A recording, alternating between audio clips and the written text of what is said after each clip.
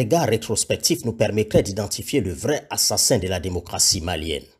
Alpha Oumar Konaré, premier président démocratiquement élu. Fervent adepte de Machiavel, il a instauré le règne de l'argent et la corruption politique dans le pays. Il s'est systématiquement acharné à détruire tous les contre-pouvoirs qui auraient pu empêcher les tentatives d'abus du pouvoir. Le zénith du brillantissime avocat Maître Tall, principal parti d'opposition, a été mis en lambeaux et il en est sorti 4 autres formations politiques. Tous les syndicats ont connu le même sort, de celui des magistrats au syndicat de la police. La centrale syndicale, UNTM, fer de lance du combat pour la démocratisation avec le syndicat étudiant AEM, cassé. Toutes les tentatives de créer d'autres syndicats étudiants ayant échoué, Konaré l'a simplement transformé en tigre en papier. À coups de dizaines de millions distribués à des jeunes leaders dont certains sont devenus des clochards et toxicomanes et des bourses d'études à l'étranger pour d'autres, le président Konaré a fait de l'association des élèves et étudiants un bulldog édenté qui ne peut plus mordre. Désormais incapable de constituer la sentinelle démocratique qu'elle ambitionnait originellement d'être, l'AEM n'est plus qu'une simple marionnette qui monnaie ses services aux plus offrants. Même les associations islamiques n'ont pas échappé à la folie divisionniste d'Alpha Oumar Konaré.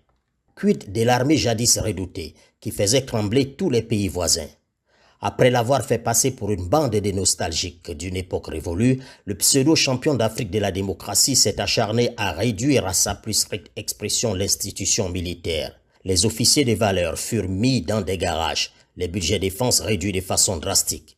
Les équipements qu'on ne pouvait plus entretenir, faute de moyens, sont progressivement tombés en désuétude.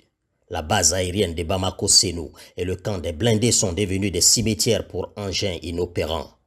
Alpha Oumar Konaré a laissé à ses successeurs une armée en totale déliquescence. Le massacre de l'institution militaire s'est poursuivi sous ATT, nonobstant ses galons de général.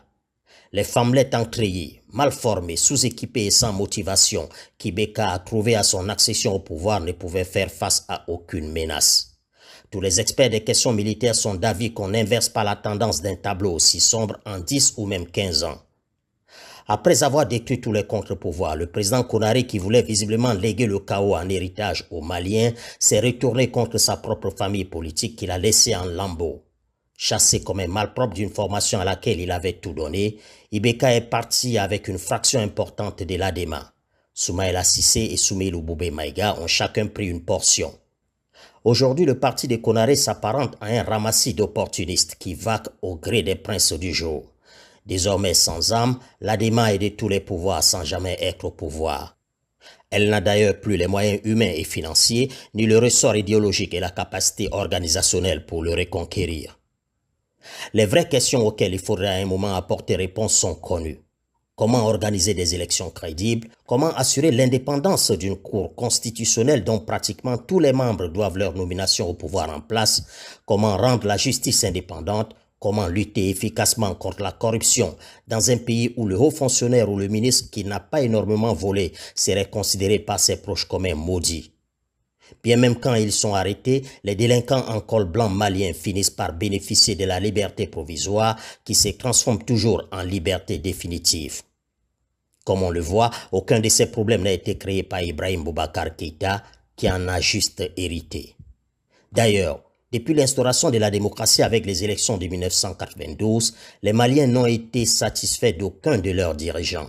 Même un simple président de la transition, le professeur John Kounda Traoré, a été bastonné au sein même du palais et laissé pour mort par une foule hystérique, énième preuve de ce que c'est l'architecture institutionnelle qui permet toutes les dérives qu'on dénonce.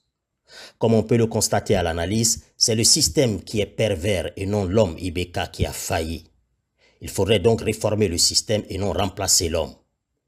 Vouloir renverser le régime dans la situation où se trouve aujourd'hui le Mali est irresponsable et suicidaire. Tous les analystes et observateurs indépendants sont unanimes là-dessus. Le Mali doit plutôt saisir l'opportunité de la présence des Nations Unies avec sa brigade des sachants multidimensionnels qui ne demande qu'à l'aider à réformer ses lois et à assainir son écosystème institutionnel et politique. Le mal est cependant peut-être beaucoup plus profond et nécessiterait même l'enfantement d'un nouveau Malien, dont le logiciel de pensée aura subi une mise à jour complète. Tant que l'accumulation des biens matériels, demeure l'indice de réussite dans le pays avec l'un des plus bas salaires de la planète, les gens continueront à s'en mettre plein les poches. Et cela qu'on remplace Ibeka par l'imam Mahmoud Diko ou le shérif Bouye de Nioro, ou même que les deux célèbres mollahs soient co-présidents de la République, dans un bicéphalisme sans anicroche.